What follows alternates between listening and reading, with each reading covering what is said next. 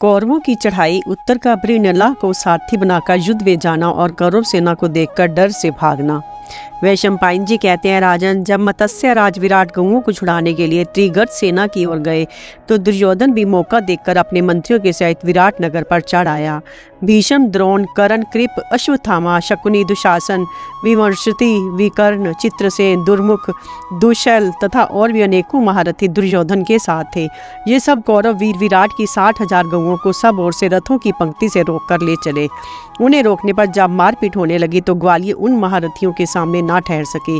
उनकी मार खाकर जोर जोर से चिल्लाने लगे। तब ग्वालियों का सरदार रथ पर चढ़कर अत्यंत दीन की तरह रोता बिलखता नगर में आया। वह सीधा राजमहल के दरवाजे पर पहुंचा, रथ से उतरकर भीतर चला गया। वहां उसे विराट का पुत्र भूमंजय उत्तर मिला। गोपराज ने उसी को सारा समाचार सुना दिया और कहा, राजकुमार, आपकी 60,000 गऊओं को कौरव लिए जा रहे हैं। आप राज्य के बड़े हित चिंतक हैं। इस समय अपनी अनुपस्थिति में महाराज आपको ही यहाँ का प्रबंध सौंप गए हैं और सभा में वे आपकी प्रशंसा करते हुए ये कहा भी करते हैं कि मेरा ये कुल दीपक पुत्र मेरे ही अनुरूप और बड़ा शूरवीर है।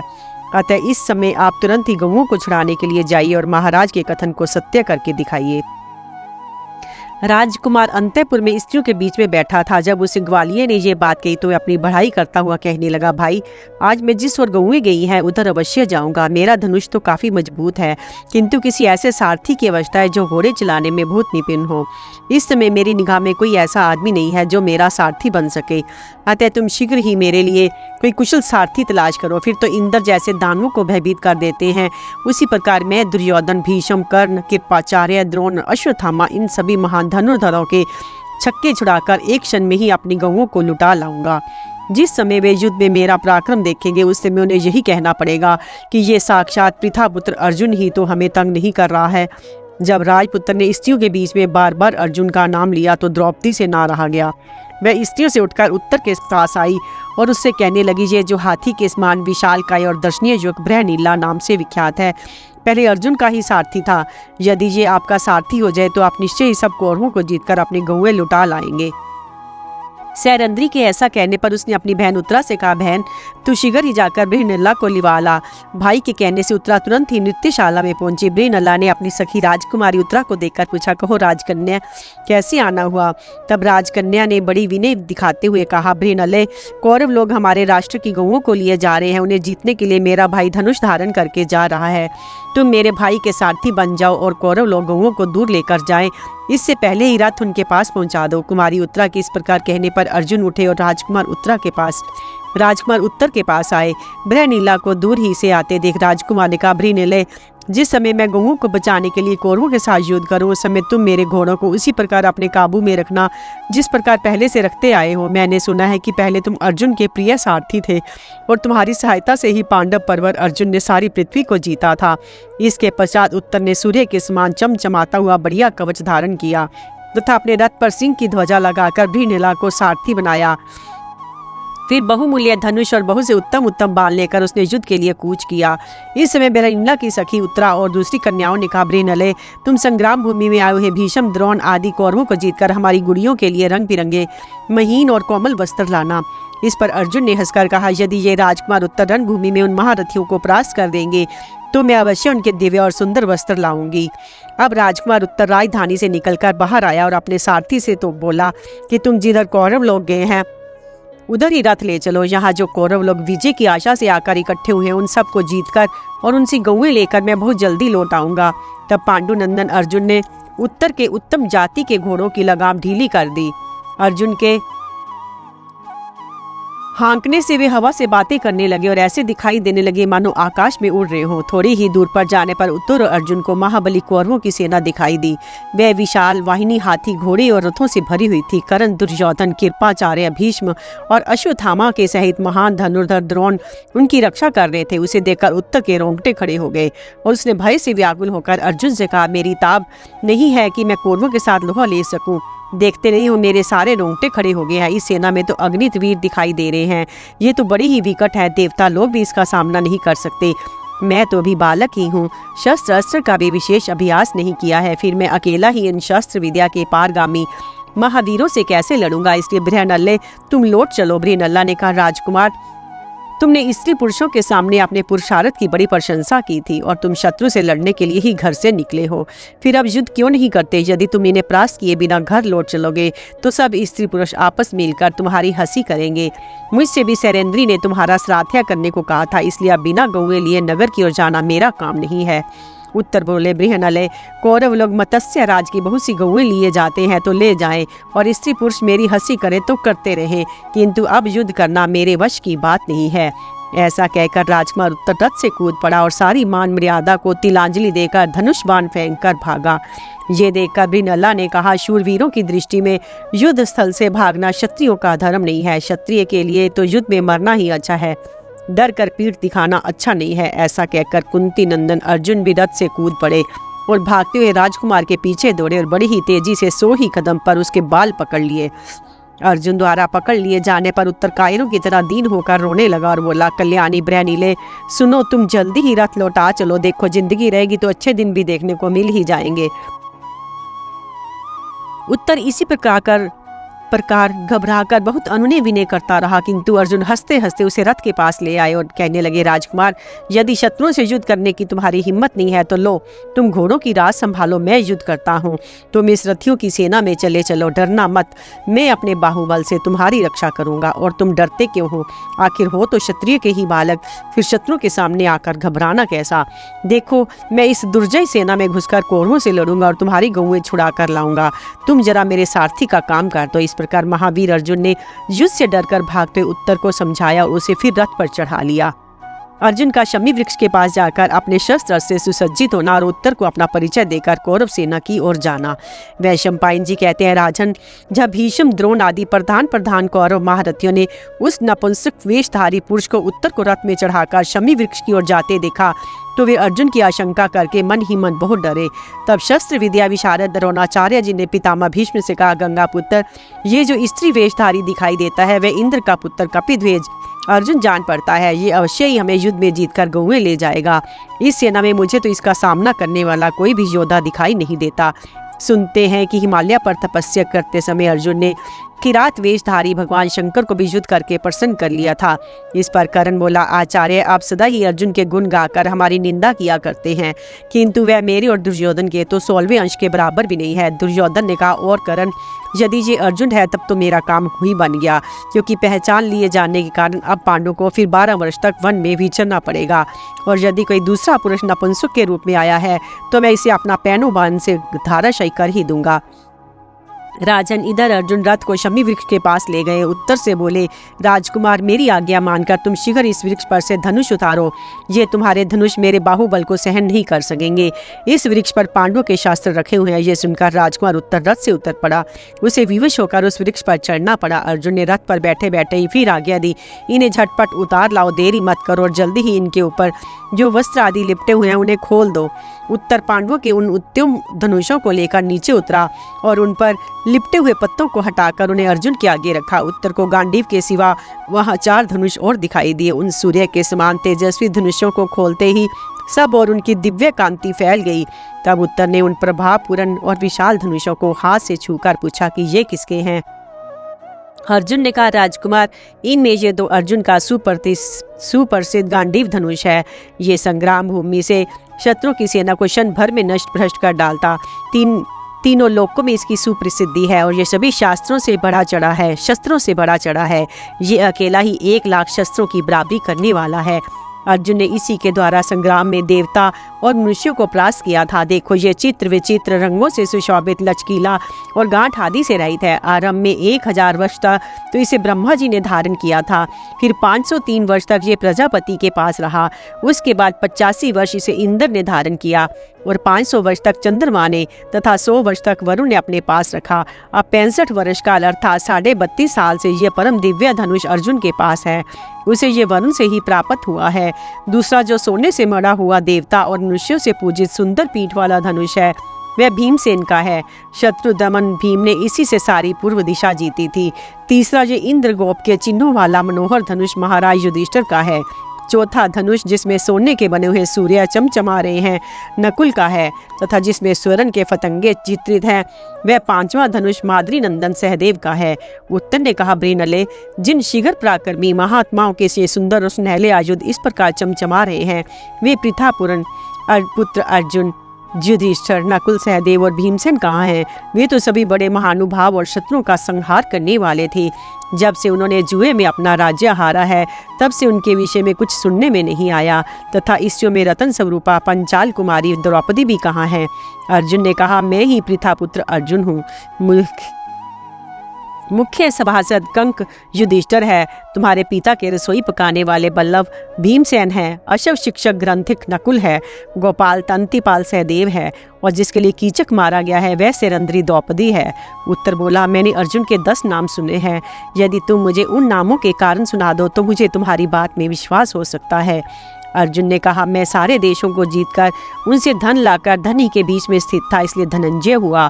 मैं जब संग्राम में जाता हूँ तो वहाँ से युद्ध उन्मत्त शत्रुओं के जीते बिना काम कभी नहीं लौटता, इसलिए विजय हूँ। संग्राम भूमि में युद्ध करते समय मेरे रथ में सुनहले साज वाले श्वेत अश्व जोते जाते हैं, इसलिए मैं श्वेत वाहन हूँ। मैंने उत्तरा फागुनी नक्षत्र में दिन के समय हिमालय पर जन्म लिया था, इसलिए लोग मुझे फागुन कहने लगे। पहले बड़े बड़े दानवों के साथ युद्ध करते समय इंद्र ने मेरे सिर पर सूर्य के समान तेजस्वी किरीट पहनाया था, इसलिए मैं किरीटी हूँ। मैं युद्ध करते समय कोई विभत्स भयानक कर्म नहीं करता, इसी से मैं देवता और मनुष्यों में विभत्सु नाम से प्रसिद्ध हूँ। गांडीव खींचने में मेरे दोनों हाथ कुशल हैं, इसलिए देवता और मनुष्य मुझे सव्यसाची नाम से पुकारते हैं। चारों समुद्र पर्यंत पृथ्वी में मेरे जैसा शुद्ध वर्ण दुर्लभ है और मैं शुद्ध ही कर्म करता हूँ, इसलिए लोग मुझे अर्जुन नाम से जानते हैं। मैं दुर्लभ, दुर्जय, दमन करने वाला और इंद्र का पुत्र हूँ, इसलिए देवता और मनुष्यों में जिष्णु नाम से विख्यात हूँ। मेरा 10वां नाम कृष्ण पिताजी का रखा हुआ है, क्योंकि मैं उज्जवल कृष्ण वर्ण तथा लाडला बालक होने के कारण चित्त को आकर्षित करने वाला था। ये सुनकर विराट पुत्र ने अर्जुन को प्रणाम किया और कहा, मैं भूमिअंजय नाम का राजकुमार हूँ। मेरा नाम उत्तर भी है। आज मेरा बड़ा सौभाग्य है जो मैं पृथा पुत्र अर्जुन का दर्शन कर रहा हूँ। मैंने आपको ना पहचानने के कारण जो अनुचित शब्द कहे हैं उनके लिए आप मुझे क्षमा करें। आप इस सुंदर रथ में सवार होइए, मैं आपका सारथी बनूंगा। जिस सेना में आप चलने को कहेंगे उसी में मैं आपको ले चलूंगा। अर्जुन ने कहा, पुरुष श्रेष्ठ, मैं तुम पर प्रसन्न हूँ। तुम्हारे लिए कोई खटके की बात नहीं है। मैं संग्राम में तुम्हारे सब शत्रुओं के पैर उखाड़ दूंगा। तुम शांत रहो और इस संग्राम में शत्रुओं के साथ लड़ते हुए मैं जो भीषण कर्म करूँ वह देखते रहो, जिससे मैं गांडीव धनुष लेकर रणभूमि में रथ पर सवार होऊंगा। उस समय शत्रुओं की सेना मुझे जीत नहीं सकेगी। अब तुम्हारा भय दूर हो जाना चाहिए। उत्तर ने कहा, अब मैं इनसे नहीं डरता, क्योंकि मैं अच्छी तरह जानता हूँ कि आप संग्राम भूमि में भगवान श्री कृष्ण और साक्षात इंद्र के सामने भी डट सकते हैं।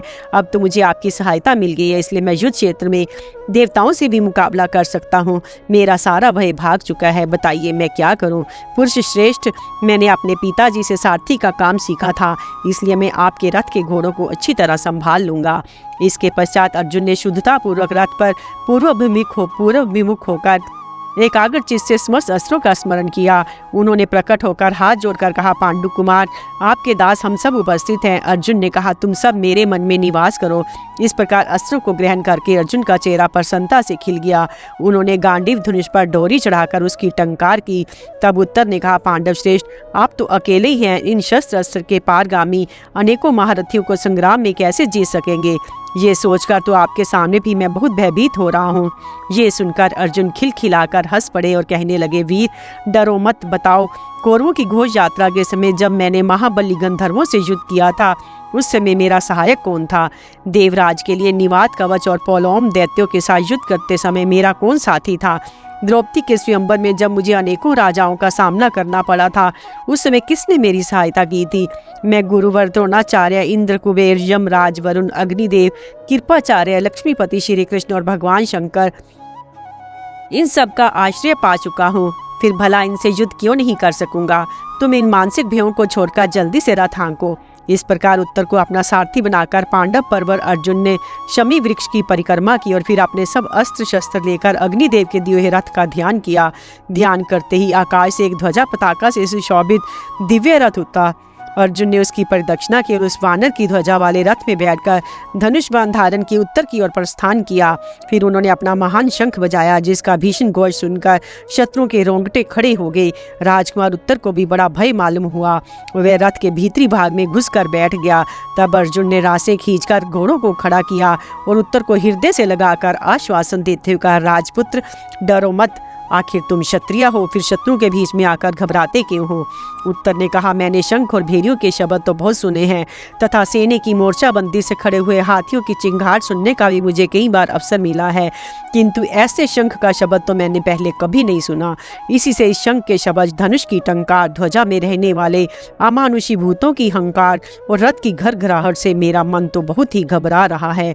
इस प्रकार बात करते करते एक मुहूर्त तक आगे चलते रहने पर अर्जुन ने उत्तर से कहा, अब तुम रथ पर अच्छी तरह से बैठकर अपनी टांगों से बैठने के स्थान को जकड़ लो तथा रासों को सावधानी से संभाल लो, मैं फिर शंख बजाता हूँ। तब अर्जुन ने ऐसे जोर से शंख ध्वनि की मानो वे पर्वत, गुफा, दिशा और चट्टानों को विदीर्ण कर देंगे। उससे भयभीत होकर उत्तर फिर रथ के भीतर घुसकर बैठ गया। उस शंख ध्वनि, गांडीव की टंकार और रथ की घरघराहट से धरती दहल उठी। अर्जुन ने उत्तर को फिर धैर्य बंधाया। अर्जुन से युद्ध करने के विषय में कौरव महारथियों में विवाद। इस भीषण शब्द को सुनकर कौरव सेना में द्रोणाचार्य ने कहा, ये मेघ गर्जन समान जो रथ की भीषण घरघराहट सुनाई दे रही है, जिससे पृथ्वी में भी कंप होने लगा है, इससे जान पड़ता है ये अर्जुन के सिवा कोई और नहीं है। देखो, हमारे शस्त्रों की कांति फीकी पड़ गई है, घोड़े भी प्रसन्न नहीं जान पड़ते और अग्निहोत्रों की अग्नियां भी प्रकाशहीन सी हो रही हैं। इससे जान पड़ता है कोई अच्छा परिणाम नहीं होगा। सब योद्धाओं के मुख निस्तेज और मन उदास दिखाई देते हैं। अतः हम गौओं को हस्तिनापुर की ओर भेजकर व्यूह रचना करके खड़े हो जाएं। अब राजा दुर्योधन ने भीष्म, द्रोण और महारथी कृपाचार्य से कहा, मैंने और कर्ण ने आचार्य चरण से ये बात कई बार कही है, फिर भी कहता हूँ, पांडवों से हमारी ये बात ठहरी थी कि जुए में हारने पर उन्हें 12 वर्ष तक वन में रहना पड़ेगा तथा 1 वर्ष किसी नगर या वन में अज्ञातवास करना पड़ेगा। अभी इनका 13वां वर्ष पूरा नहीं हुआ है। यदि उसके पूरे होने से पहले ही अर्जुन हमारे सामने आ गया है तो पांडवों को 12 वर्ष तक फिर वन में रहना पड़ेगा। इस बात का निर्णय पितामह भीष्म कर सकते हैं।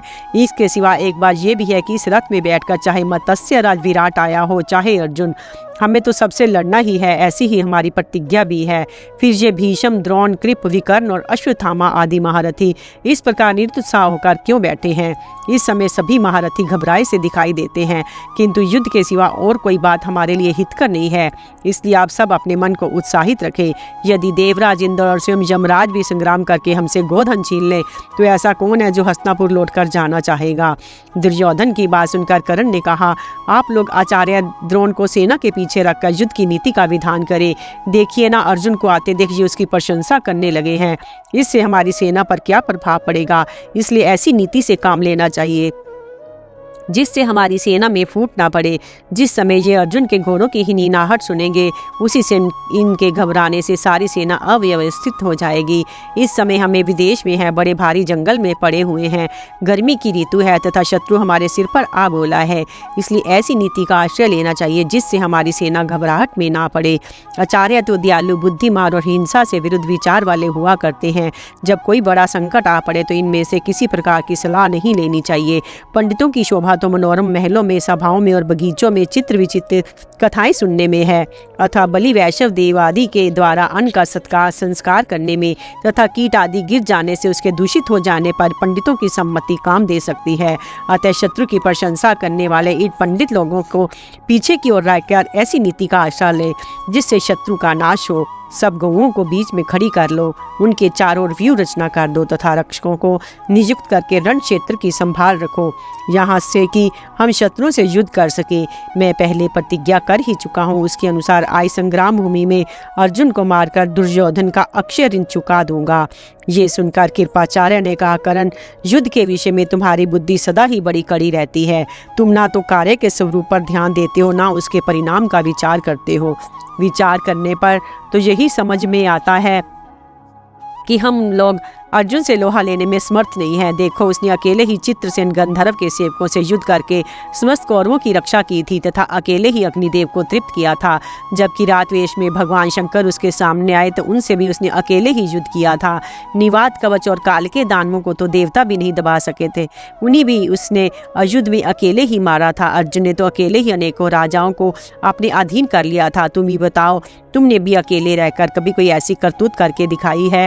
अर्जुन के साथ युद्ध करने की सामर्थ्य तो इंद्र में भी नहीं है।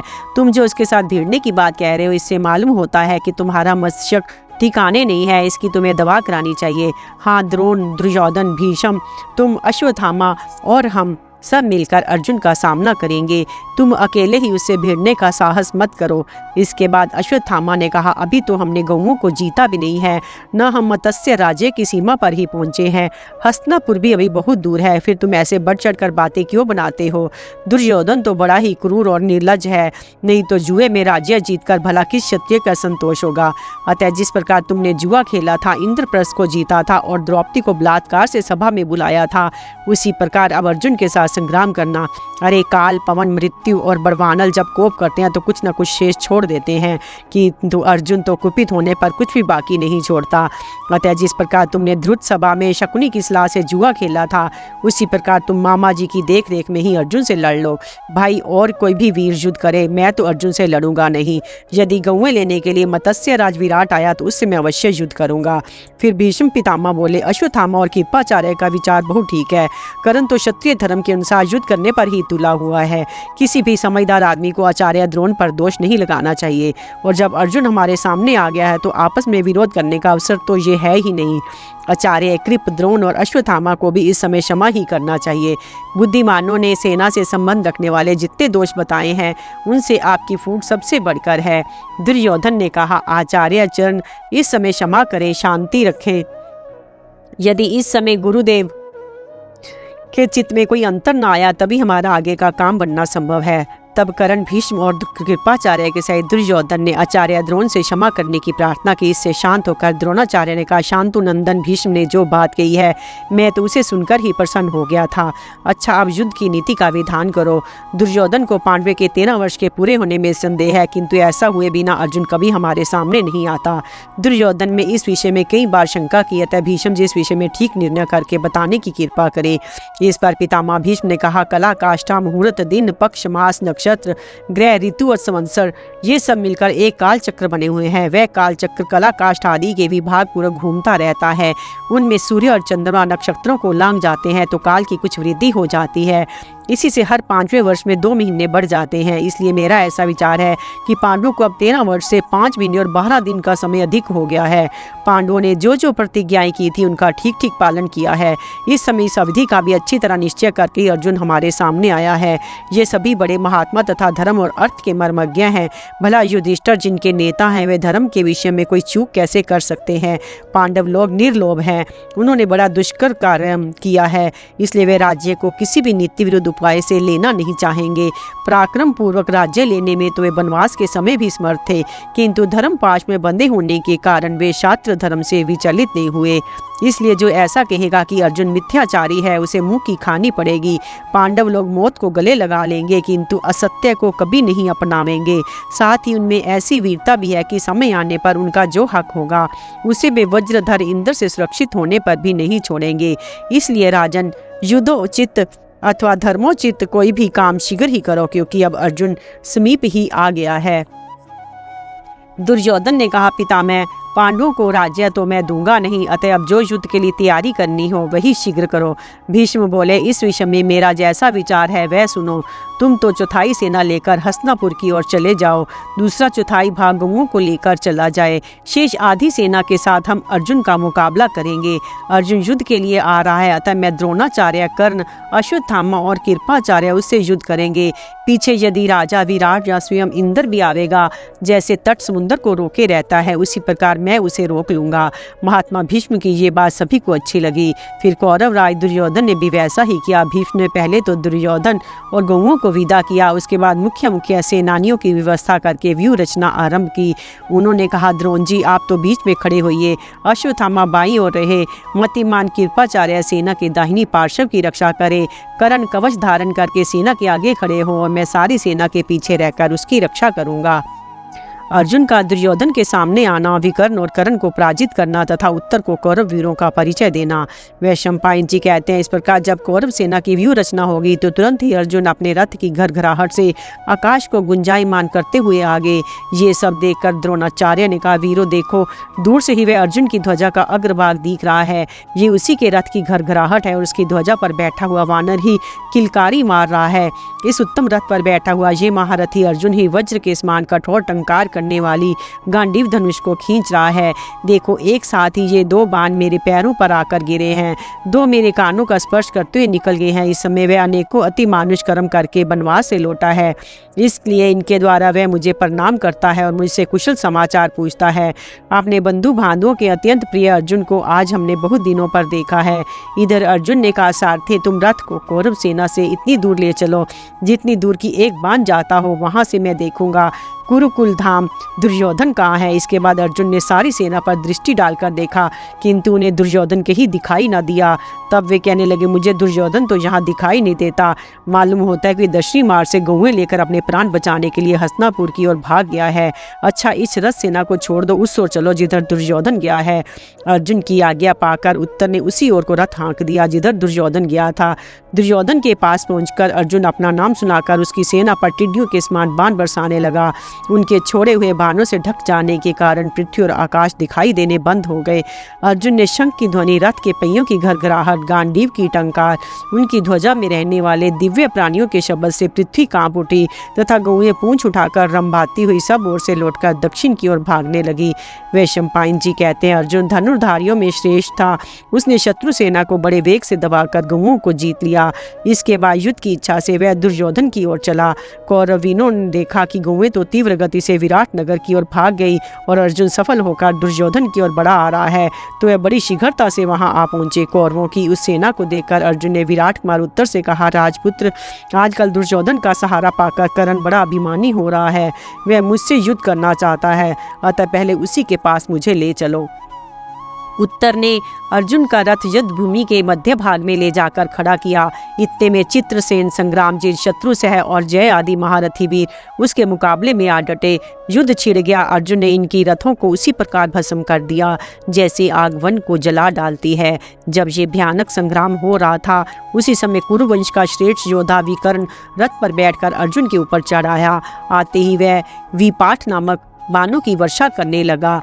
अर्जुन ने उसका धनुष काटकर रथ की ध्वजा के टुकड़े टुकड़े कर दिए। विकर्ण तो भाग गया, किंतु शत्रु अंतप नामक राजा सामने आकर अर्जुन के हाथ से मारा गया। फिर तो जैसे प्रचंड आंधी के वेग से बड़े बड़े जंगलों के वृक्ष हिल उठते हैं, उसी प्रकार अर्जुन की मार खाकर कौरव सेना के वीर कांपने लगे।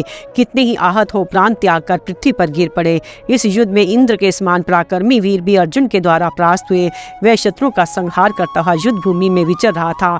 इतने में ही कर्ण के भाई संग्रामजीत से उसकी मुठभेड़ हो गई। अर्जुन ने उसके रथ में जुते हुए लाल लाल घोड़ों को मारकर एक ही बाण से उसका सिर काट लिया। भाई के मारे जाने पर कर्ण अपने पराक्रम के जोश में आकर अर्जुन की ओर दौड़ा और 12 बाण मारकर उसने अर्जुन को बीन डाला, उसके घोड़ों को छेद दिया और राजकुमार उत्तर के हाथ में भी चोट पहुंचाई।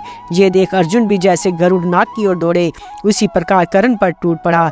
ये दोनों वीर संपूर्ण धनुधारियों में श्रेष्ठ, महाबली और सब शत्रुओं का प्रहार सहने वाले थे। इनका युद्ध देखने के लिए सभी कौरव ज्यों के त्यों खड़े हो गए। अपने अपराधी कर्ण को सामने पाकर अर्जुन क्रोध और उत्साह से भर गया। एक ही क्षण में उसने इतनी बाण वृष्टि की कि रथ सारथी और घोड़ों सहित वह छिप गया। इसके बाद कौरवों के अन्य योद्धाओं को भी अर्जुन ने रथ और हाथियों सहित बेच डाला। भीष्म आदि भी अपने रथ सहित अर्जुन के बाणों से ढक गए। इससे उनकी सेना में हाहाकार मच गया। इतने में ही कर्ण ने अर्जुन के तमाम बाणों को काट दिया। अमर्ष में भरकर उसके चारों घोड़ों तथा सारथी को बीन दिया, साथ ही रथ की ध्वजा को भी काट डाला। इसके बाद उसने अर्जुन को भी घायल किया। कर्ण के बाणों से आहत होकर अर्जुन सोते हुए सिंह के समान जाग उठा और उसके ऊपर पुनः बाणों की वर्षा करने लगा। अपने वज्र के समान तेजस्वी बाणों से उसने कर्ण के बाँ, जंगा, मस्तक, ललाट और कंठ आदि अंगों को बीन डाला। कर्ण का शरीर क्षत विक्षत हो गया, उसे बड़ी पीड़ा होने लगी। फिर तो जैसे एक हाथी से हारकर दूसरा हाथी भाग जाता है, उसी प्रकार वह युद्ध के मैदान से भाग खड़ा हुआ। कर्ण के भाग जाने पर दुर्योधन आदि वीर अपनी अपनी सेना के साथ धीरे धीरे अर्जुन की ओर बढ़ आए। तब अर्जुन ने हंसकर दिव्य अस्त्रों का प्रयोग करते हुए कौरव सेना पर प्रत्याक्रमण किया। उस समय उस सेना के रथ, घोड़े, हाथी और कवच आदि में से कोई भी ऐसा नहीं बचा था जिसमें दो दो अंगुल पर अर्जुन के तीखे बाणों का घाव न हुआ हो। अर्जुन के दिव्य अस्त्रों का प्रयोग, घोड़ों की शिक्षा, उत्तर की रथ की हाँकने की कला, पार्थ के अस्त्र संचालन का क्रम और पराक्रम देखकर शत्रु भी बढ़ाई करने लगे। अर्जुन प्रलयकालीन अग्नि के समान शत्रुओं को भस्म कर रहा था। उस समय उसके तेजस्वी स्वरूप की और शत्रु आंख उठाकर देख भी न सके। उसके दौड़ते हुए रथ को समीप आने पर एक ही बार कोई बार शत्रु पहचान पाता था, दोबारा उसे इसका अवसर नहीं मिलता, क्योंकि अर्जुन तुरंत ही उस शत्रु को रथ से गिराकर परलोक भेज देता था। समस्त कौरव सैनिकों के शरीर उसके द्वारा छिन्न-भिन्न होकर कष्ट पा रहे थे। वह अर्जुन का ही काम था, दूसरे से उसकी तुलना नहीं हो सकती थी। उसने द्रोणाचार्य का 73, दुस्सह को 10, अश्वत्थामा को 8, दुशासन को 12, कृपाचार्य को 3, भीष्म को 60 और दुर्योधन को 100 बाणों से घायल किया। फिर कर्णिका नामक बाण मारकर कर्ण का कान बीन डाला, साथ ही उसके घोड़े, सारथी तथा रथ को भी नष्ट कर दिया। ये सब देखकर सारी सेना तित्र बित्र हो गई। तब विराट कुमार उत्तर ने अर्जुन से कहा, विजय, अब आप किस सेना में चलना चाहते हैं? आज्ञा दीजिए, मैं वही रथ ले चलूं। अर्जुन ने कहा, उत्तर, जिस रथ के लाल लाल घोड़े हैं, जिस पर नीली पताका फहरा रही है, उस पर बैठे हुए जो अत्यंत कल्याणकारी वेश में व्याघ्र चरमधारी महापुरुष दिखाई पड़ते हैं, वे हैं कृपाचार्य और वही है उसकी सेना। तुम मुझे उसी सेना के निकट ले चलो और देखो, जिनकी ध्वजा में स्वर्ण में कमंडल का चिन्ह है, वे ही ये संपूर्ण शस्त्रधारियों में श्रेष्ठ आचार्य द्रोण हैं। तुम मेरे रथ से उनकी परिदक्षिणा करो। जब ये मुझ पर प्रहार करेंगे तभी मैं इन पर शस्त्र छोड़ूंगा। ऐसा करने से वे मुझ पर कोप नहीं करेंगे। इनसे थोड़ी ही दूर पर जिसकी रथ की ध्वजा में धनुष का चिन्ह दिखाई देता है, ये आचार्य द्रोण का पुत्र महारथी अश्वत्थामा है, तथा जो रथों की सेनाओं में तीसरी सेना के साथ खड़ा है और स्वर्ण का कवच पहने है, जिसकी ध्वजा के ऊपर स्वर्ण में हाथी का चिन्ह बना है, वही वह धृतराष्ट्र का पुत्र राजा सुयोधन है, जिसकी ध्वजा के अग्रभाग में हाथी की सुंदर श्रृंखला का चिन्ह दिखाई दे रहा है। ये कर्ण है, इसे तो तुम पहले ही जान चुके हो, तथा जिनके सुंदर रथ पर स्वर्ण में 5 मंडल वाली नीले रंग की पताका फहराती है, जो हस्त त्राण पहने हुए हैं, जिनका धनुष बहुत बड़ा और पराक्रम महान है, जिनके उत्तम रथ पर सूर्य और ताराओं के चिन्ह वाली अनेकों ध्वजाएं हैं, मस्तक पर सोने का टोप, उसके ऊपर श्वेत छत्र शोभा पा रहा है, जो मेरे मन में भी उद्वेग पैदा करते हैं। ये हैं हम सब लोगों के पितामह शांतनु नंदन भीष्म जी। इनके पास सबसे पीछे चलना चाहिए, क्योंकि ये मेरे कार्य में विघ्न नहीं डालेंगे। अर्जुन की बातें सुनकर उत्तर सावधान हो गया। जहाँ कृपाचार्य का रथ खड़ा था, वहीं अर्जुन का रथ भी ले गया। आचार्य कृप और द्रोण की पराजय। वैशंपायन जी कहते हैं, विराट कुमार ने रथ बढ़ाकर कृपाचार्य की प्रदक्षिणा की, फिर उनके सामने उसे ले जाकर खड़ा कर दिया। तदंतर अर्जुन ने अपना नाम बताकर परिचय दिया। देवदत्त नामक बड़े भारी शंख को जोर से बजाया। उससे इतनी ऊंची आवाज हुई मानो पर्वत फट रहा हो। वह शंखनाद आकाश से गूंज उठा। उससे जो प्रतिध्वनि हुई वह वज्रपात के समान जान पड़ी। युद्धार्थी महाराज कृपाचार्य ने भी अर्जुन पर कुपित हो अपना शंख जोर से बजाया। उसका शब्द तीनों लोकों में व्याप्त हो गया। फिर उन्होंने महान धनुष हाथ में लेकर उसकी टंकार की, अर्जुन के ऊपर 10,000 बाणों की वर्षा करके विकट गर्जना की। तब अर्जुन ने भल नामक तीखा बाण मारकर कृपाचार्य का धनुष और हस्त त्राण काट दिया और कवच के टुकड़े टुकड़े कर दिए, किंतु उनके शरीर को तनिक भी क्लेश नहीं पहुंचाया। कृपाचार्य ने धनुष दूसरा उठाया और अर्जुन ने उसे भी काट दिया। इस प्रकार जब कृपाचार्य की कई धनुष काट डाले तो उन्होंने प्रज्वलित वज्र के समान दमकती हुई एक शक्ति अर्जुन के ऊपर फेंकी। आकाश से उल्का के समान अपने ऊपर आती हुई उस शक्ति को अर्जुन ने 10 बाण मारकर काट डाला। फिर एक बाण से कृपाचार्य के रथ का जुआ काट दिया। 4 बाणों से चारों घोड़े मार दिए। छठे बाण से सारथी का सिर धड़ से अलग कर दिया। धनुष, रथ, घोड़े और सारथी के नष्ट हो जाने पर कृपाचार्य हाथ में गदा लेकर कूद पड़े, उसे अर्जुन के ऊपर फेंका। यद्यपि कृपाचार्य ने उस गदा को बहुत संभल कर चलाया था, तो भी अर्जुन ने बाण मारकर उसे उल्टा लौटा लिया। तब कृपाचार्य की सहायता करने वाले योद्धा कुंती नंदन को चारों ओर से घेरकर बाण बरसाने लगे। ये देख विराट कुमार उत्तर ने घोड़ों को वामावर्त घुमाया और यमक नामक मंडल बनाकर शत्रुओं की गति रोक दी। तब वे रथिन कृपाचार्य को साथ ले अर्जुन के निकट से भाग गए। जब कृपाचार्य रणभूमि से हटा लिए गए तो लाल घोड़ों वाले रथ पर बैठे हुए आचार्य द्रोण धनुष बाण से सुसज्जित तो अर्जुन के ऊपर चढ़ आए। दोनों ही अस्त्र विद्या के पूर्ण ज्ञाता, धैर्यवान और महान बलवान थे। दोनों ही युद्ध में पराजित होने वाले नहीं थे। इन दोनों गुरु शिष्यों की आपस में मुठभेड़ होते देख भरतवंशियों की वह विशाल सेना बारंबार कांपने लगी। महारथी अर्जुन अपना रथ द्रोणाचार्य के पास ले गए। अत्यंत हर्ष में भरकर मुस्कुराते उसने गुरु को प्रणाम करके कहा, युद्ध में सदा ही विजय पाने वाले गुरुदेव, हम लोग आज तक तो वन में भटक रहे थे, अब शत्रुओं से बदला लेना चाहते हैं। आपको हम लोगों पर क्रोध नहीं करना चाहिए। जब तक आप मुझ पर प्रहार नहीं करेंगे मैं भी आप पर अस्त्र नहीं छोड़ूंगा, ऐसा मैंने निश्चय कर लिया है। इसलिए पहले आप ही मुझ पर प्रहार करें। तब आचार्य द्रोण ने अर्जुन को लक्ष्य करके 21 बाण मारे। वे बाण अभी पहुंचने भी नहीं पाए थे कि अर्जुन ने बीच में ही काट डाले। इसके बाद उन्होंने अर्जुन के रथ पर हजारों बाणों की वर्षा करते अपना अद्भुत हस्त लाघव दिखाया तथा उनके श्वेत वर्ण वाले घोड़ों को भी घायल किया। इस प्रकार दोनों पर समान भाव से बाण वर्षा करने लगे। दोनों ही विख्यात पराक्रमी और अत्यंत तेजस्वी थे। दोनों का वेग वायु के समान तीव्र था। दोनों ही दिव्य अस्त्रों का प्रयोग जानते थे। अतः बाणों की झड़ी लगाते हुए वहां खड़े हुए राजाओं को मोहित करने लगे। युद्ध के महाने पर खड़े हुए वीर विस्मय के साथ कहते थे, भला अर्जुन के सिवा दूसरा कौन है जो युद्ध में द्रोणाचार्य का सामना कर सके। क्षत्रिय का धर्म भी कितना कठोर है जिसके कारण अर्जुन को गुरु के साथ लड़ना पड़ रहा है। द्रोणाचार्य इंद्र, वायव्य और अग्नि आदि जो अस्त्र अर्जुन पर छोड़ते थे उन सबको वह दिव्य अस्त्रों के द्वारा नष्ट कर देता था। आकाशचारी देवता आचार्य द्रोण की प्रशंसा करते कहते कि सब दैत्यों और देवताओं पर विजय पाने वाले प्रबल प्रतापी अर्जुन के साथ जो द्रोणाचार्य ने युद्ध किया ये बड़ा ही दुष्कर कार्य है। अर्जुन को युद्ध कला की अच्छी शिक्षा मिली थी। वह निशाना मारने में कभी चूकते नहीं थे। उसके हाथों में बड़ी फुर्ती थी। वह दूर तक अपना बाण फेंकता था। ये सब देखकर आचार्य दोनों को बड़ा विस्मय होता। गांडीव धनुषक को ऊपर उठाकर अमर्ष में भरा हुआ अर्जुन जब दोनों हाथों से खींचता उस समय टिड्डियों के समान बाणों की वर्षा से आकाश छा जाता और देखने वाले आश्चर्य में पड़कर धन्य धन्य कहकर उसकी सराहना करने लगते थे। जब आचार्य के रथ के पास लाखों बाणों की वर्षा होने लगी और वे रथ से धक्के तब उस सेना में बड़ा हाहाकार मच गया। द्रोणाचार्य के रथ की ध्वजा कट गई थी। कवच के टुकड़े टुकड़े हो गए थे। उनका शरीर भी बाणों से क्षत विक्षत हो रहा था। अतः वे जरा सा भी मौका मिलते ही अपने शीघ्रगामी घोड़ों को हाँक कर तुरंत रणभूमि से बाहर हो गए।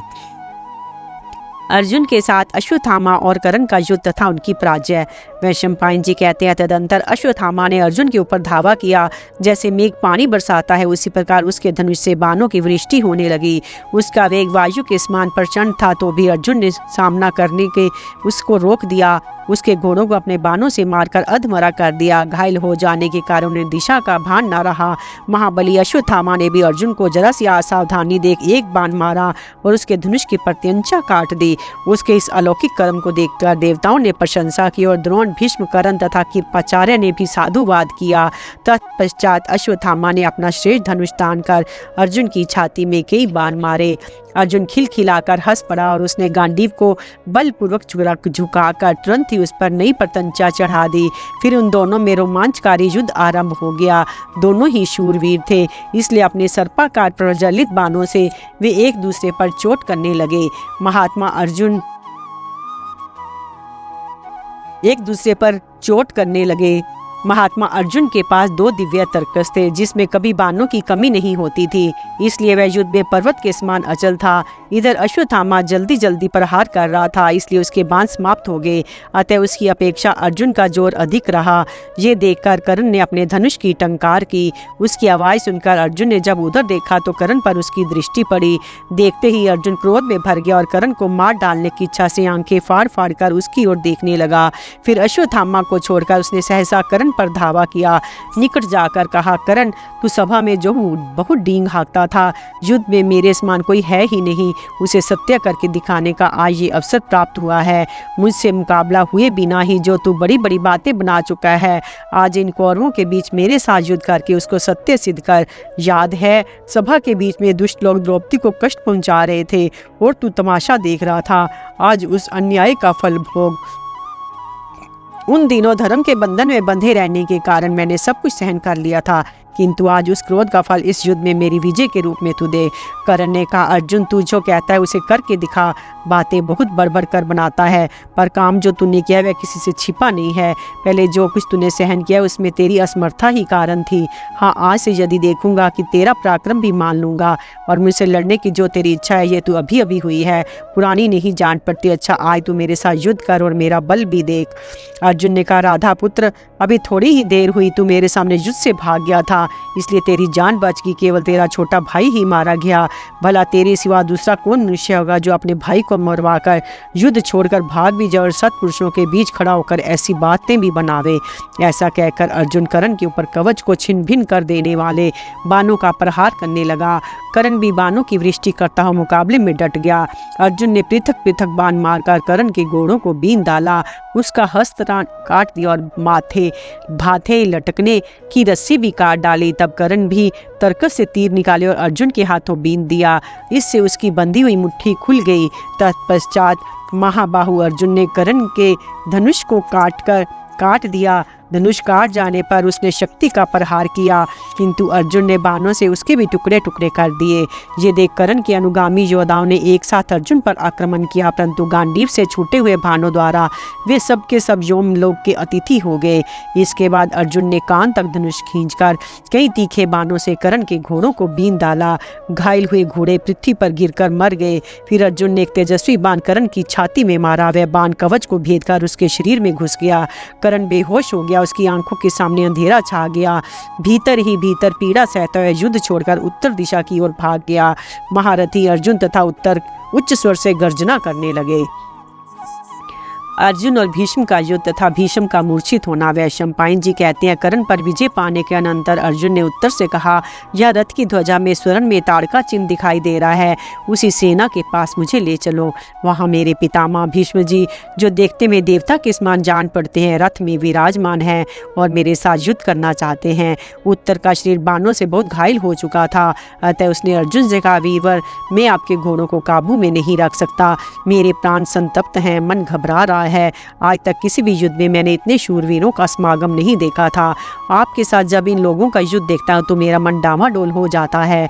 गदाओं के टकराने का शब्द, शंखों की ऊंची ध्वनि, वीरों का सिंहनाद, हाथियों की चिंगाड़ तथा बिजली की गड़गड़ाहट के समान गांडीव की टंकार सुनते सुनते मेरे कान बहरे हो रहे हैं। स्मरण शक्ति क्षीण हो गई है। अब मुझ में चाबुक और बागडोर संभालने की शक्ति नहीं रह गई है।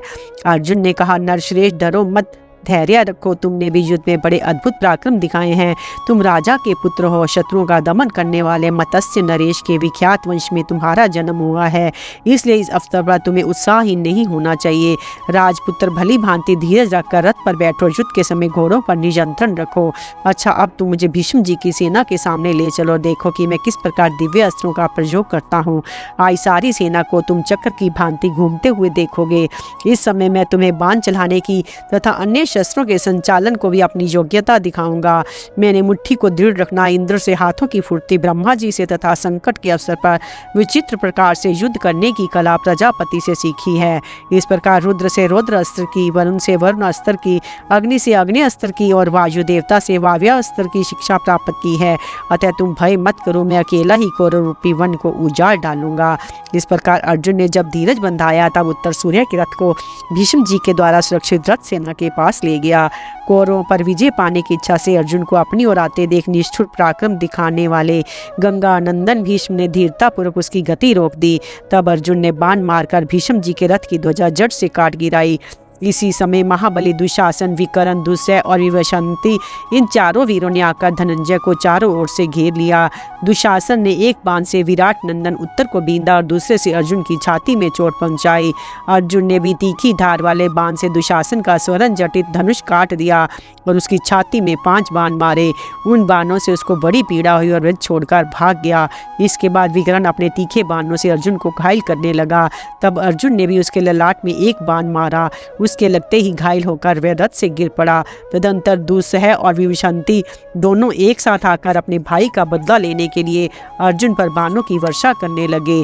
अर्जुन तनिक भी विचलित नहीं हुआ। उसने 2 तीखे बाण छोड़कर उन दोनों भाइयों को एक साथ बीन दिया। उनके घोड़ों को भी मार डाला। जब सेवकों ने देखा कि दोनों के घोड़े मर गए और शरीर घायल होकर लोहू लुहान हो रहे हैं तो उन्हें दूसरे रथ पर बिठाकर युद्ध भूमि से हटा ले गए, जिसका निशाना कभी खाली नहीं जाता था। वह महाबली अर्जुन रणभूमि में चारों ओर घूमने लगा। जन्मेजय धनंजय के ऐसे पराक्रम देखकर दुर्योधन, कर्ण, दुशासन, विवंशति, द्रोणाचार्य, अश्वत्थामा आदि महारथी कृपाचार्य अमर से भर गए।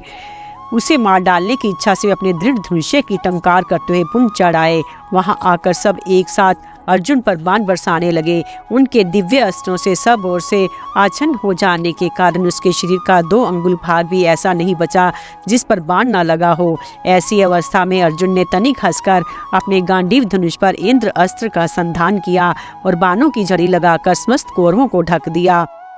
वर्षा होते समय जैसे बिजली आकाश से चमककर संपूर्ण दिशाओं और भूमंडल को प्रकाशित करती है, उसी प्रकार गांडीव धनुष से छूटे हुए बाणों द्वारा 10 दिशाएं आच्छन्न हो गई। रणभूमि में खड़े हुए हाथी सवार रथी सब मूर्छित हो गए। सबका उत्साह ठंडा पड़ गया, किसी को होश न रहा। सारी सेना तीतर बीतर हो गई। सभी योद्धा जीवन से निराश होकर चारों ओर भागने लगे। ये देखकर शांतनु नंदन भीष्म जी ने स्वर्ण जटित धनुष और मर्मभेदी बाण लेकर अर्जुन के ऊपर धावा किया। उन्होंने अर्जुन की ध्वजा पर फुफकारते हुए सर्पों के समान 8 बाण मारे। उनसे ध्वजा पर स्थित हुए वानर को बड़ी चोट पहुंची और उसके अगर भाग में रहने वाला भूत भी घायल हुए। तब अर्जुन ने एक बहुत भरे भाले से भीष्म जी का छत्र काट डाला। कटते ही वह पृथ्वी पर गिर पड़ा। साथ ही उसने उनकी ध्वजा पर भी बाणों से आघात किया और शीघ्रतापूर्वक उनके घोड़ों को, पार्श्व रक्षकों को तथा सारथी को भी घायल कर दिया। भीष्म पितामह इस बात को सहन नहीं कर सके। वे अर्जुन पर दिव्य अस्त्रों का प्रयोग करने लगे। जवाब में अर्जुन ने भी दिव्य अस्त्रों का प्रहार किया। उस समय इन दोनों वीरों में बलि और इंद्र के समान रोमांचकारी संग्राम होने लगा। कौरव प्रशंसा करते कहने लगे कि भीष्म जी ने अर्जुन के साथ युद्ध उठाना है, ये बड़ा ही दुष्कर कार्य है। अर्जुन बलवान है, तरुण है, रणकुश और फुर्ती करने वाला है। भला युद्ध में भीष्म और द्रोण के सिवाय दूसरा कौन इसके वेग को सह सकता है। अर्जुन और भीष्म दोनों ही महापुरुष उस युद्ध में प्रजापत्य, इंद्र, आग्नेय, रौद्र, वारुण, कुबेर, याम्य और वाव्य आदि दिव्य अस्त्रों का प्रयोग करते हुए विचर रहे थे। अर्जुन और भीष्म सभी अस्त्रों के ज्ञाता थे। पहले तो इनमें दिव्य अस्त्रों का युद्ध हुआ, इसके बाद बाणों का संग्राम छिड़ा। अर्जुन ने भीष्म का स्वर्ण में धनुष काट दिया। तब महारथी भीष्म ने एक ही क्षण में दूसरा धनुष लेकर उस पर प्रत्यंचा चढ़ा दी और क्रुद्ध होकर वे अर्जुन के ऊपर बाणों की वर्षा करने लगे। उन्होंने अपने बाणों से अर्जुन की बाईं पसली बीन डाली। तब उसने भी हंसकर तीखी धार वाला एक बाण मारा और भीष्म का धनुष काट दिया। उसके बाद 10 बाणों से उन्होंने उनकी छाती बीन डाली। इसमें भीष्म जी को बड़ी पीड़ा हुई। वे रथ का कुंवर थामकर देर तक बैठे रह गए। भीष्म जी को अचेत जानकर सारथी को अपने कर्तव्य का स्मरण हो आया और उनकी रक्षा के लिए उन्हें युद्ध भूमि से बाहर ले गया। दुर्योधन की पराजय, कौरव सेना का मोहित होना और कुरु देश को लौटना। वैशंपायन जी कहते हैं, जब भीष्म जी संग्राम का मुहाना छोड़कर रण से बाहर हो गए, उस समय दुर्योधन अपने रथ की पताका फहराता हुआ, गरजता हुआ हाथ में धनुष ले धनंजय के ऊपर चढ़ गया। उसने कान तक धनुष खींचकर अर्जुन के ललाट में बाण मारा। वह बाण ललाट में धंस गया। उसमें गरम गरम रथ की धारा बहने लगी। इससे अर्जुन का क्रोध बढ़ गया और विष अग्नि के समान तीखे बाणों से दुर्योधन को बींधने लगा। इस प्रकार अर्जुन दुर्योधन को और दुर्योधन अर्जुन को बीनते हुए आपस में करने लगे। तत्पश्चात अर्जुन ने एक बाण मारकर दुर्योधन की छाती छेद दी और उसे घायल कर दिया। फिर उन्होंने कौरवों के मुख्य योद्धाओं को मार भगाया। योद्धाओं को भागते देख दुर्योधन ने भी अपना रथ पीछे लुटा लिया और युद्ध से भागने लगा। अर्जुन ने देखा दुर्योधन का शरीर घायल हो गया है और वह मुंह से रक्त वमन करता बड़ी तेजी के साथ भागा जा रहा है। तब उसने युद्ध की इच्छा से अपनी भुजाएं ठोककर दुर्योधन को ललकारते हुए कहा, धृतराष्ट्र नंदन, युद्ध में पीठ दिखाकर क्यों भागा जा रहा है? अरे, इससे तेरी विशाल कीर्ति नष्ट हो रही है। तेरे विजय के बाजे जैसे पहले बजते थे वैसे अब नहीं बज रहे हैं। तूने जिन्हें राज्य से उतार दिया, उन्हीं धर्मराज युधिष्ठिर का आज्ञाकारी ये मध्यम पांडव अर्जुन युद्ध के लिए खड़ा है। जरा पीछे फिरकर मुंह तो दिखा। राजा के कर्तव्य का तो स्मरण कर। वीर पुरुष दुर्योधन, अब आगे पीछे तेरा कोई रक्षक नहीं दिखाई देता, इसलिए भाग जा और इस पांडव के हाथ से अपने प्यारे प्राणों को बचा ले। इस प्रकार युद्ध में महात्मा अर्जुन के ललकारने पर अंकुश की चोट खाए हुए मत गजराज के समान दुर्योधन लौट पड़ा। अपने शत विकसित शरीर को किसी उसी तरह संभाल कर उसे पुनः युद्ध में आते दे। कर्ण उत्तर से उसकी रक्षा करता हुआ अर्जुन के मुकाबले में आ गया। पश्चिम से उसकी रक्षा करने के लिए भीष्म जी धनुष चढ़ाए लौट आए। द्रोणाचार्य, कृपाचार्य, विशांति और दुशासन ने भी अपने अपने बड़े बड़े धनुष लिए शीघ्र ही आए। दिव्य अस्त्र धारण के उन योद्धाओं ने अर्जुन को चारों ओर से घेर लिया। जैसे बादल पहाड़ के ऊपर सब ओर से पानी बरसाते हैं, उसी प्रकार वे उस पर बाणों की वर्षा करने लगे। अर्जुन ने अपने अस्त्र छोड़कर शत्रुओं के अस्त्रों का निवारण कर दिया और कौरवों को लक्ष्य करके सम्मोहन नामक अस्त्र प्रकट किया, जिसका निवारण होना कठिन था। इसके बाद उसने भयंकर आवाज करने वाले अपने शंखों के दोनों हाथ से थामकर उच्च स्वर से बजाया। उसकी गंभीर ध्वनि से दिशा विदिशा, भूलोक तथा आकाश गूंज उठे। अर्जुन के बजाए हुए उस शंख की आवाज़ सुनकर कौरव वीर बेहोश हो गए। उनके हाथों से धनुष और बाण गिर पड़े। तब वे सभी परम शांत निश्चेष्ट हो गए। उन्हें अचेत हुआ देख अर्जुन को उत्तरा की बात का स्मरण हो आया। अतः उसने उत्तर से कहा, राजकुमार, जब तक इन कौरवों को होश नहीं आता तब तक ही तुम सेना के बीच से निकल जाओ और द्रोणाचार्य तथा कृपाचार्य के श्वेत, कर्ण के पीले तथा अश्वत्थामा एवं दुर्योधन के नीले वस्त्र लेकर लौट आओ। मैं समझता हूँ पितामह भीष्म जी सचेत हैं, क्योंकि वे इस सम्मोहन अस्त्र को निवारण करना जानते हैं। इसलिए उनको घोड़ों को बाईं ओर छोड़कर जाना, क्योंकि जो होश में है उनसे इसी प्रकार सावधान होकर चलना चाहिए। अर्जुन के ऐसा कहने पर विराट कुमार उत्तर घोड़ों की भागदौड़ छोड़कर रथ से कूद पड़ा और महारथियों के वस्त्र ले पुनः शीघ्र ही उस पर आ बैठा। तदंतर वह रथ हाँककर अर्जुन को घेरे से बाहर ले चला। इस प्रकार अर्जुन को जाते देख भीष्म जी उसे बाणों से मारने लगे। तब अर्जुन ने भी उनके घोड़ों को मारकर उन्हें भी 10 बाणों से बीन दिया। इसके बाद सारथी के भी प्राण ले लिए। फिर उन्हें युद्ध भूमि में छोड़कर वह रथियों के समूह से बाहर आ गया। उसमें बादलों से प्रकट हुए सूर्य की भांति उसकी शोभा हुई। इसके बाद सभी कौरव वीर धीरे धीरे होश में आ गए। दुर्योधन ने जब देखा कि अर्जुन युद्ध के घेरे से बाहर होकर अकेले खड़े हैं, तो वह भीष्म जी से घबराहट के साथ बोला, पितामह, ये आपके हाथ से कैसे बच गया? अब इसका मान मर्दन कीजिए, जिससे छूटने ना पावे।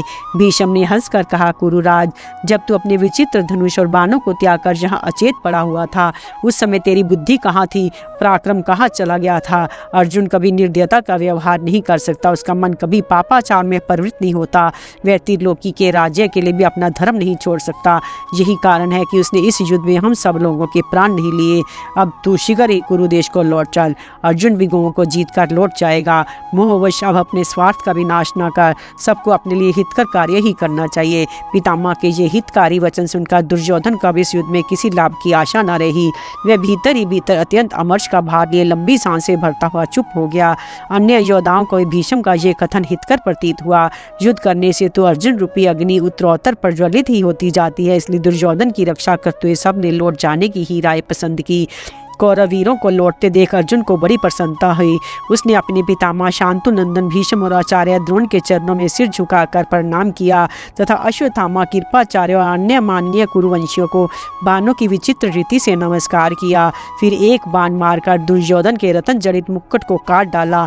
इस प्रकार माननीय वीरों का सत्कार कर उसने गांडीव धनुष की टंकार से जगत को गुंजायमान कर दिया। इसके बाद सहता देवदत्त नामक शंख बजाया, जिसे सुनकर शत्रुओं का दिल दहल गया। उस समय अपने रथ की स्वर्ण माला मंडित ध्वजा से समस्त शत्रुओं का तिरस्कार करके अर्जुन विजय उल्लास से सुशोभित हो रहा था।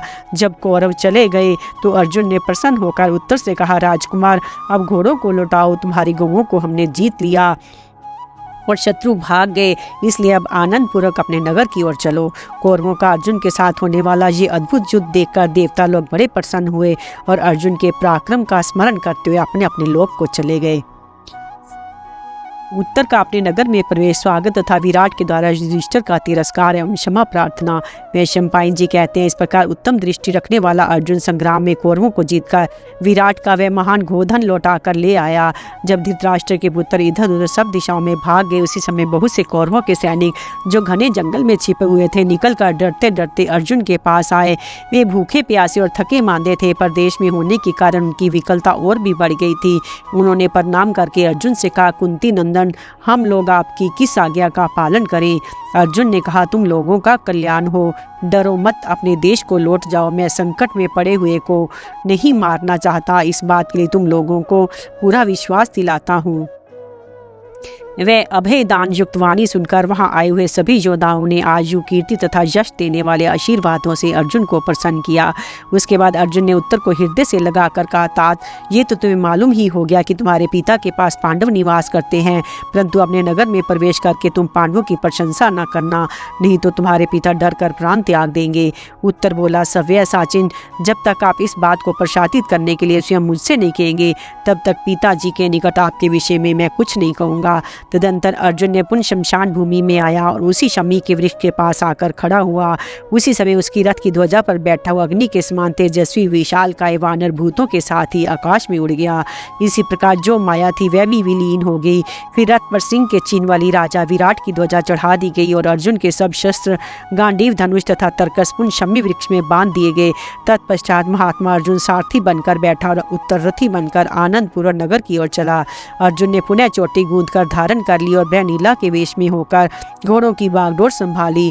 रास्ते में जाकर उसने उत्तर से कहा, राजकुमार, अब इन ग्वालों की आज्ञा दो कि वे शीघ्र ही नगर में जाकर प्रिय समाचार सुनावें और तुम्हारे विजय की घोषणा करें। अर्जुन की बात मानकर उत्तर ने तुरंत ही दूतों को आज्ञा दी कि तुम लोग नगर में पहुंचकर खबर दो कि शत्रु हार कर भाग गए, अपनी विजय हुई गौएं जीत कर वापिस लाई गई हैं। जन्मेजय सेनापति राजा विराट ने भी दक्षिण दिशा से गौओं को जीतकर चारों पांडवों के साथ लिए बड़ी प्रसन्नता के साथ नगर में प्रवेश किया। उसने संग्राम पर त्रिगतों पर विजय पाई थी। जिस समय अपनी सब गौएं साथ लेकर पांडवों सहित वहां पदार्पण किया, उस समय उसकी विजयशील से अपूर्व शोभा हो रही थी। राजसभा में पहुंचकर उसने सिंहासन को सुशोभित किया। उसे देखकर सुहृद संबंधियों को बड़ा हर्ष हुआ। सब लोग पांडवों के साथ मिलकर राजा की सेवा करने लगे। इसके बाद राजा विराट ने पूछा, कुमार उत्तर कहाँ गया है? उसके उत्तर में रनिवास में रहने वाली स्त्रियां और कन्याओं ने निवेदन किया, महाराज, आपके युद्ध में चले जाने पर कौरव यहाँ आए और गौओं को हर कर ले जाने लगे। तब कुमार उत्तर क्रोध में भर गया और अत्यंत साहस के कारण अकेले ही उन्हें जीतने के लिए चल दिया। साथ में सारथी के रूप में भृणला है। कौरवों की सेना में भीष्म, कृपाचार्य, कर्ण, दुर्योधन, द्रोणाचार्य और अश्वत्थामा, ये 6 महारथी आए हैं। विराट ने जब सुना कि मेरा पुत्र अकेले भृणला को सारथी बनाकर केवल एक रथ साथ में ले कौरवों से युद्ध करने गया तो उसे बड़ा दुख हुआ। अपने प्रधानमंत्रियों से बोला, मेरे जो योद्धा त्रिगतों के साथ युद्ध में घायल न हुए हों, वे बहुत सी सेना लेकर उत्तर की रक्षा के लिए जाएं। सेना को जाने की आज्ञा देकर उसने पुनः मंत्रियों से कहा, पहले शीघ्र इस बात का पता लगाओ कि कुमार जीवित है या नहीं। जिसका सारथी एक हिजड़ा है, उसके अब तक जीवित रहने की तो संभावना ही नहीं है। राजा विराट को दुखी देखकर धर्मराज युधिष्ठिर ने हंसकर कहा, राजन, यदि भृणला सारथी है तो विश्वास कीजिए, आपका पुत्र समस्त राजाओं, कौरवों तथा देवता, असुर, सिद्ध और यक्षों को भी युद्ध में जीत सकता है। इतने में ही उत्तर के भेजे दूत विराट नगर में आ पहुंचे। उन्होंने उत्तर कुमार को विजय का समाचार सुनाया।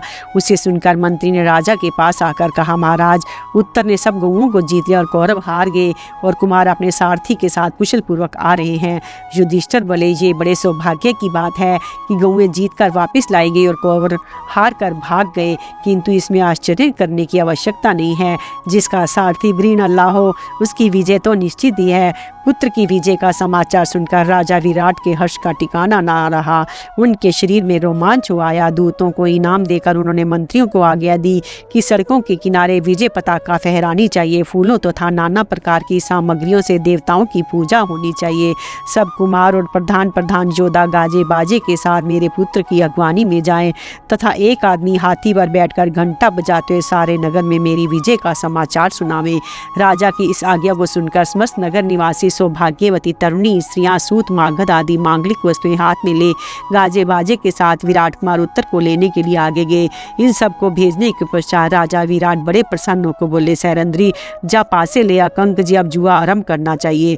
ये सुनकर युधिष्ठिर ने कहा, मैंने सुना है कि अत्यंत हर्ष से भरे हुए चालाक खिलाड़ी के साथ जुआ नहीं खेलना चाहिए। आप भी आज आनंद मगन हो रहे हैं तो आपके साथ खेलने का साहस नहीं होता। भला आप जुआ क्यों खेलते हैं? इसमें बहुत से दोष हैं। यहाँ तक संभव हो इसका त्याग ही कर देना उचित है। आपने युधिष्ठिर को देखा होगा अथवा उनका नाम तो सुना ही होगा। वे अपने विशाल साम्राज्य तथा भाइयों को भी जुए में हार गए थे, इसलिए मैं जुए को पसंद नहीं करता। तो भी यदि आपकी विशेष इच्छा हो तो खेलेंगे ही। जुए का खेल आरंभ हो गया। खेलते खेलते विराट ने कहा, देखो, आज मेरे बेटे ने उन प्रसिद्ध कौरवों पर विजय पाई है। युधिष्ठिर ने कहा, वह नल्ला जिसका सारथी है वह भला युद्ध में क्यों नहीं जीतेगा। ये उत्तर सुनते ही राजा कोप में भरकर बोले, अधम ब्राह्मण, तू मेरे बेटे की प्रशंसा एक हिजड़े के साथ कर रहा है। मित्र होने के कारण मैं तेरे इस अपराध को क्षमा करता हूँ, किंतु यदि जीवित रहना चाहता है तो फिर कभी ऐसी बात ना कहना।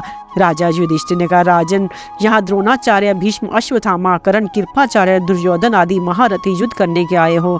वहाँ ब्रहनीला के सिवा दूसरा कौन है जो उनका मुकाबला कर सके। जिसके समान किसी मनुष्य का बाहुबल न हुआ हो, ना आगे होने की आशा है, जो देवता, असुर और मनुष्यों पर भी विजय पा चुका है, ऐसे वीर को सहायक पाकर उत्तर क्यों न विजयी होगा। विराट ने कहा, अनेकों बार मना किया किंतु तेरी जबान बंद नहीं हुई। सच है, यदि कोई दंड देने वाला ना रहे तो मनुष्य धर्म का आचरण नहीं कर सकता। ये कहते कहते राजा कोप से अधीर हो गया और पासा उठाकर उसने युधिष्ठिर के मुंह पर दे मारा। फिर डांटते हुए कहा कि अब फिर कभी ऐसे ना करना। पासा जोर से लगा, युधिष्ठिर की नाक से रक्त निकलने लगा। उसकी बूंद पृथ्वी पर पड़ने के पहले ही युधिष्ठिर ने अपने दोनों हाथों से उसे रोक लिया। पास ही खड़ी हुई द्रौपदी की ओर देखा। द्रौपदी अपने पति का अभिप्राय समझ गई। वह जल से भरा हुआ एक सोने का कटोरा ले आई और उससे वह सब रक्त उसने ले लिया। तदंतर राजकुमार उत्तर ने नगर में बड़ी प्रसन्नता के साथ प्रवेश किया। विराट नगर के स्त्री पुरुष तथा आसपास के प्रांत के लोग भी उसकी अगवानी में आए थे। सबने कुमार का स्वागत सत्कार किया। इसके बाद राजभवन के द्वार पर पहुंचकर अपने पिता के पास समाचार भेजा। द्वारपाल ने दरबार में जाकर विराट से कहा, महाराज ब्रहनीला के साथ राजकुमार उत्तर ड्योढ़ी पर खड़े हैं। इस शुभ संवाद से राजा को बड़ी प्रसन्नता। उन्होंने द्वारपाल से कहा, दोनों को शीघ्र ही भीतर लिवा लाओ, मैं उनसे मिलने को उत्सुक हूं। इस समय युधिष्ठिर ने द्वारपाल के कान में जाकर धीरे से कहा, पहले सिर्फ उत्तर को यहाँ ले आना, ब्रहनीला को नहीं, क्योंकि उसने ये प्रतिज्ञा कर रखी है, जो संग्राम के सिवाय के ही अन्यत्र मेरे शरीर में घाव कर देगा या रक्त निकाल देगा, उसके प्राण ले लूंगा। मेरे बदन में रक्त देकर वह क्रोध में भर जाएगा। उस दशा में वह विराट की उनकी सेना सवारी तथा मंत्रियों सहित मार डालेगा। तत्पश्चात पहले उत्तर ने ही सभा भवन में प्रवेश किया। आते ही पिता के चरणों में सिर झुकाया, फिर कंक को भी प्रणाम किया। उसने देखा कंक जी की नासिका से रक्त बह रहा है और वे एकांत में भूमि पर बैठे हुए हैं, साथ ही सेरंद्री उनकी सेवा भी उपस्थित है। तब उसने बड़ी उतावली के साथ अपने पिता से पूछा, राजा, इन्हें किसने मार दिया, किसने ये पाप कर डाला। विराट ने कहा, मैंने ही इसे मारा है। ये बड़ा कुटिल है, इसका जितना आदर किया जाता है उतने ही योग्य कि ये कदापि नहीं है। देखो ना, जब तुम्हारे शौर्य की प्रशंसा की जाती है उस समय उस हिजड़े की तारीफ करने लगता है। उत्तर बोला, महाराज, आपने बहुत बुरा काम किया, इन्हें जल्दी प्रसन्न कीजिए, नहीं तो ब्राह्मण का क्रोध आपको समूल नष्ट कर देगा। बेटे की बात सुनकर राजा विराट ने कुंती नंदन युधिष्ठिर से क्षमा याचना की। राजा को क्षमा मांगते थे। युधिष्ठिर बोले, राजन, क्षमा का व्रत तो मैंने चिरकाल से ले रखा है, मुझे क्रोध आता ही नहीं। मेरी नाक से निकला हुआ रक्त, ये रक्त यदि पृथ्वी पर गिर पड़ता तो इसमें कोई संदेह नहीं कि राज्य के साथ ही तुम्हारा विनाश हो जाता, इसलिए रक्त को मैंने गिरने नहीं दिया था। जब युधिष्ठिर का लोहू लोहान निकलना बंद हो गया तब ब्रहनीला ने भीतर पहुंचकर विराट और कंक को प्रणाम किया।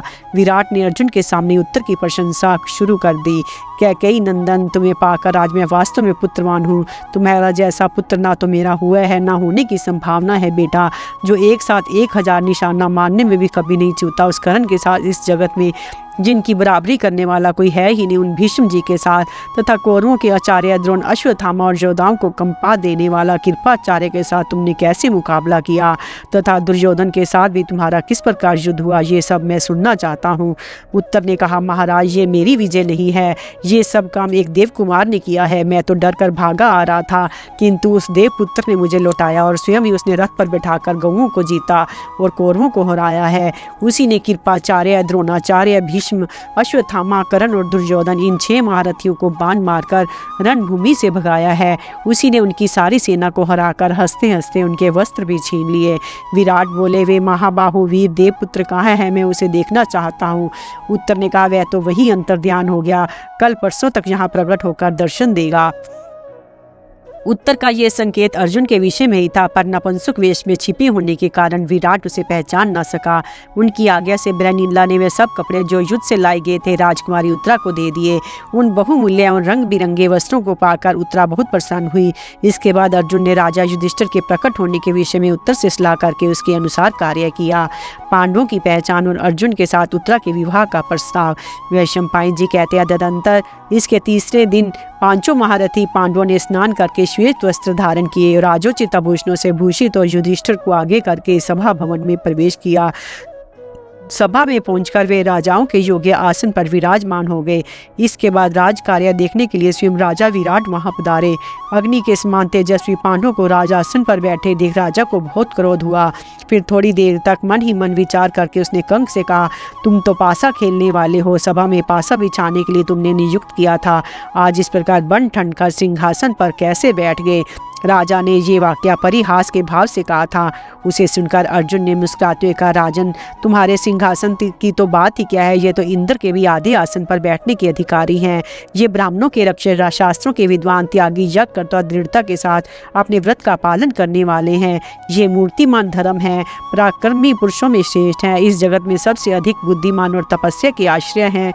जिन अस्त्रों को देवता, असुर, मनुष्य, राक्षस, गंधर्व, किन्नर, सर्प और बड़े बड़े नाग भी नहीं सुनाते, उन सब का इन्हें ज्ञान है।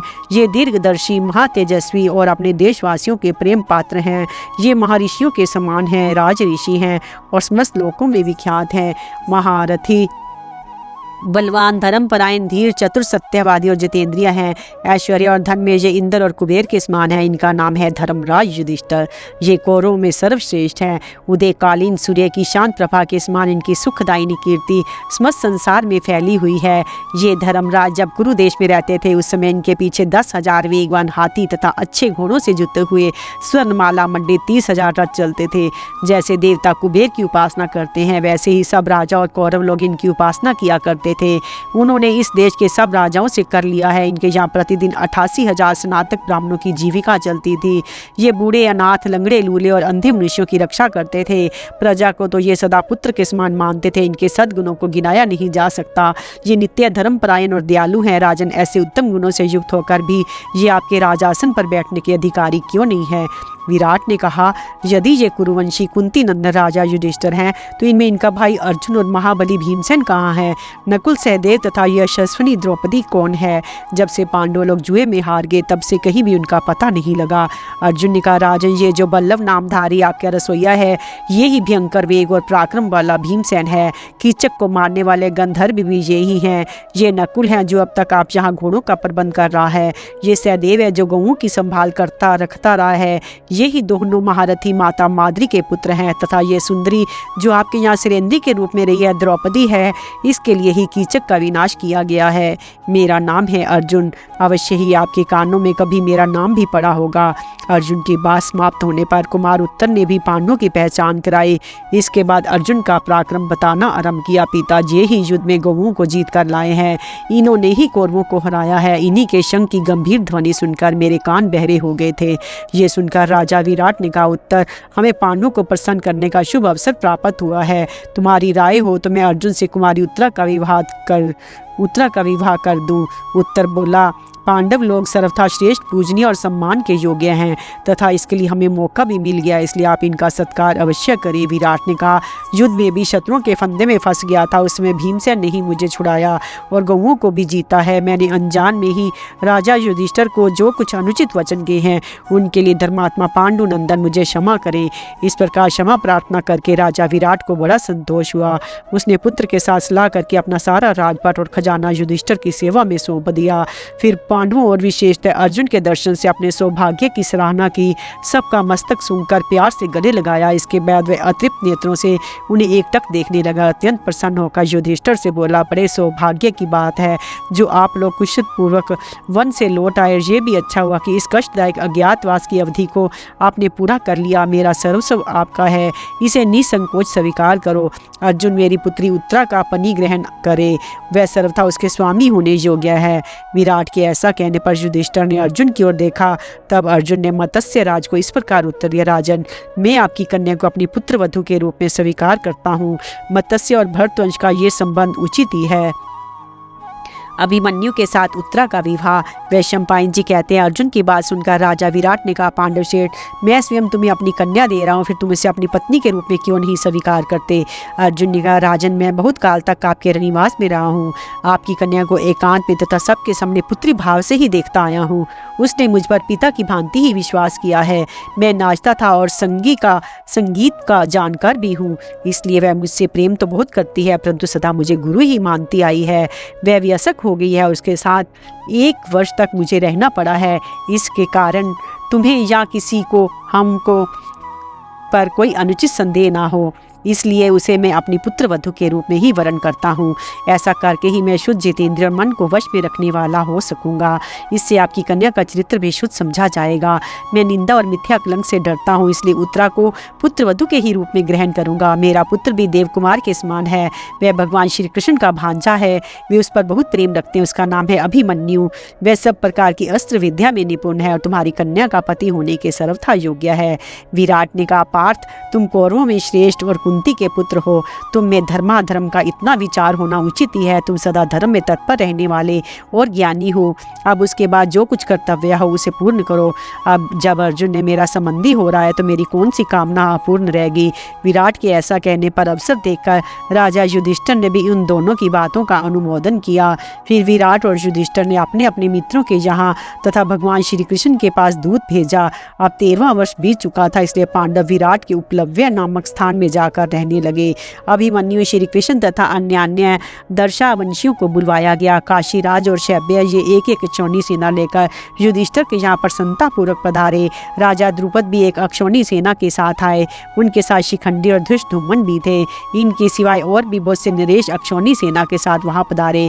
राजा विराट ने यथोचित सत्कार किया और सबको उत्तम स्थानों पर ठहराया। भगवान श्री कृष्ण, बलदेव, कृतवर्मा, सात्याकी, अक्रूर, सांब आदि क्षत्रिय अभिमन्यु और सुभद्रा को साथ लेकर आए, जिन्होंने द्वारका में 1 वर्ष तक वास किया था। वे इंद्रसेन आदि सारथी भी रथों सहित वहां आ गए। भगवान श्री कृष्ण के साथ 10,000 हाथी, 10,000 घोड़े, 1 अरब रथ और 10 खरब पैदल सेना थी। वृषण, अंधक और भोजवंशी के भी बलवान राजकुमार आए थे। श्री कृष्ण ने निमंत्रण में बहुत सी दासियां, नाना प्रकार के रत्न और बहुत से वस्त्र युधिष्ठिर को भेंट किए। राजा विराट के घर शंख, भेरी और गोमुख आदि भांति भांति के बाजे बजने लगे। अंतःपुर की सुंदरी स्त्रियां नाना प्रकार के भूषण और वस्त्रों से सज धज कर, कानों में मणि में कुंडल पहने रानी सुदेशना को आगे करके महारानी द्रौपदी के यहाँ चली। वे राजकुमारी उत्तरा का सुंदर श्रृंगार करके उसे सब ओर से घेरे हुए चल रही थी। द्रौपदी के पास पहुंचकर उसके रूप, संपत्ति और शोभा के सामने सब फीकी पड़ गई। अर्जुन ने सुभद्रा नंदन अभिमन्यु के लिए सुंदरी विराट कुमारी को स्वीकार किया। उस समय वहां इंद्र के समान वेशभूषा धारण किए राजा युधिष्ठिर भी खड़े थे। उन्होंने भी उत्तरा को पुत्र वधू के रूप में अंगीकार किया। तदंतर भगवान श्री कृष्ण के सामने अभिमन्यु और उत्तरा का विवाह हुआ और विवाह काल में विराट ने प्रज्वलित अग्नि में विधिवत हवन करके ब्राह्मणों का सत्कार किया और दहेज में वर पक्ष को वायु के समान वेग वाले 7,000 घोड़े, 200 हाथी तथा बहुत सा धन दिया। साथ ही राजपाट, सेना और खजाने सहित अपने को भी सेवा में समर्पण किया। विवाह संपन्न हो जाने पर युधिष्ठिर ने भगवान श्री कृष्ण से भेंट में मिले हुए धन में से ब्राह्मणों को बहुत कुछ दान किया। हजारों गौएं, रतन, वस्त्र, भूषण, वाहन, बिछोने तथा खाने पीने की उत्तम वस्तुएं अर्पण की। उस महोत्सव के समय हजारों लाखों हिष्ट पुष्ट मनुष्यों से भरा हुआ मत्स्य नरेश का वह नगर बहुत ही शोभायमान हो रहा था। विराट पर्व समाप्त।